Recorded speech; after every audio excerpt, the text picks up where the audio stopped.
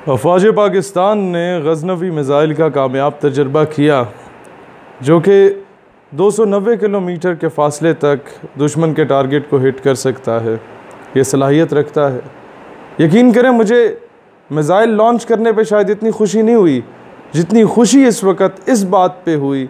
कि उस मिज़ाइल को गज़नवी, महमूद गज़नवी के नाम से मंसूब किया गया। यही चीज़ हम लोग पिछले 8 सालों से चाहते थे कि आज अपने उन हीरोज़ को आइडियलाइज़ किया जाए और दुश्मन को बताया जाए कि जनाब, हम किसी और के हाथ में नहीं खेल रहे। उसे बताया जाए कि जनाब, हम वाकई महमूद गज़नवी के वारिस हैं। जब इस एक मुल्क हालत जंग में हो, मैं बहुत परेशान था पिछले दिनों, लेकिन आज वो सारी परेशानी मेरी दूर हो चुकी है मामला देख के कि जब आपका मुल्क हालत जंग में हो और ऐसी सूरत हाल में जब आप एक ऐसे मिज़ाइल का तजर्बा करते हैं और उसका नाम भी गज़नवी रखते हैं और जंग भी आपकी उन बुत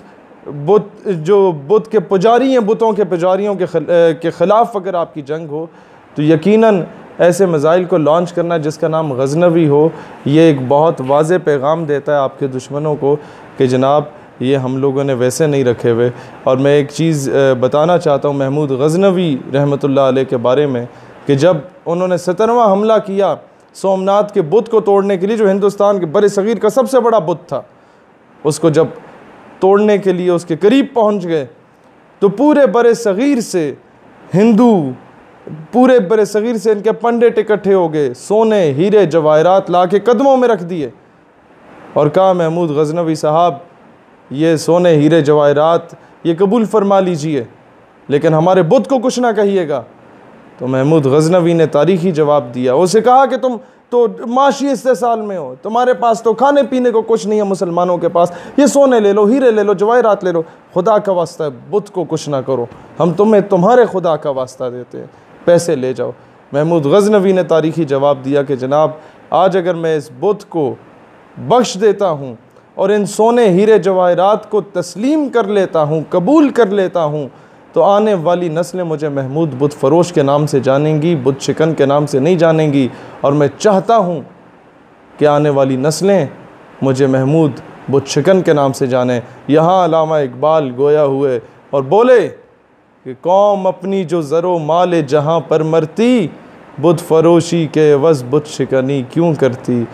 आज मुझे वापस वो एम आलम का पाकिस्तान नज़र आ रहा है, मुझे वापस वही पाकिस्तान नज़र आ रहा है राशिद मिन्हास वाला, कि कुर्बानी दे सकता है लेकिन वो दुश्मन के हाथों में खेल नहीं सकता। आज मुझे वापस वो पाकिस्तान नज़र आ रहा है जिस पाकिस्तान के लिए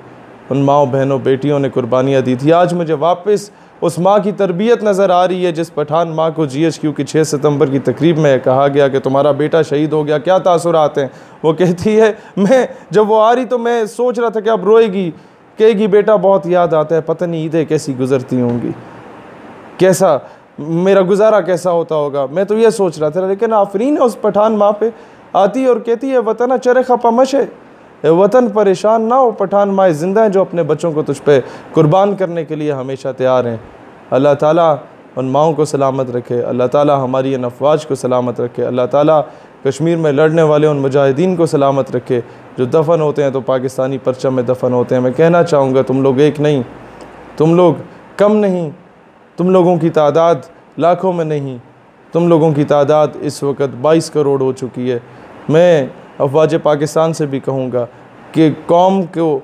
हो सकता है कोई पॉलिटिकल डिस्प्यूट हो, कोई पॉलिसी से इख्तलाफ हो, लेकिन हालत जंग में ये कौम, ये मुल्क हालत जंग में इंशाअल्लाह आप अव्वलीन सफ़ों में अपनी अफवाज के साथ आवाम को पाएंगे और इंशाअल्लाह ताला आपकी अफवाज की तादाद 22 करोड़ से कम नहीं होगी। अल्लाह ताला इस्लाम और पाकिस्तान का हामी और नासिर हो। पाकिस्तान हमेशा ज़िंदाबाद और इंशाअल्लाह इंशाअल्लाह इंशाअल्लाह कश्मीर बनेगा पाकिस्तान।